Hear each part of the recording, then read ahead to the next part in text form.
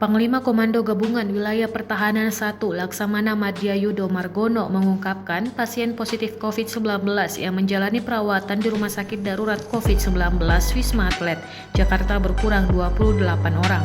Jumlah itu berdasarkan data hingga pukul 8 waktu Indonesia Barat pada Senin 20 April 2020. Pasien COVID-19 berkurang 28 orang, semula 564 orang menjadi 536 orang, ujar Yudo Senin siang. Adapun total pasien yang menjalani rawat inap sebanyak 633 orang yang terdiri dari 365 pria dan 268 wanita di Rumah Sakit COVID-19 Wisma Atlet. Jumlah itu terbagi dari 536 pasien positif virus corona, 78 orang berstatus PDP dan 19 orang berstatus ODP. Adapun pasien PDP berkurang 34 orang yang semula 112 orang menjadi 78 orang. Pengurangan pasien PDP itu dengan rincian 1 pasien dirujuk ke Rumah Sakit Fatmawati, 1 pasien dirujuk ke Rumah Sakit Persahabatan, 30 pasien dirawat jalan, dan terdapat 2 pasien turun status menjadi ODP.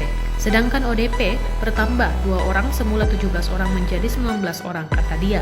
Diketahui Rumah Sakit Darurat COVID-19 Wisma Atlet Kemayoran telah beroperasi sejak 23 Maret 2020.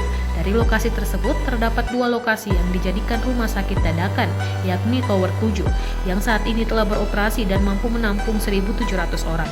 Kemudian juga Tower 6 yang mampu menampung 1.300 pasien.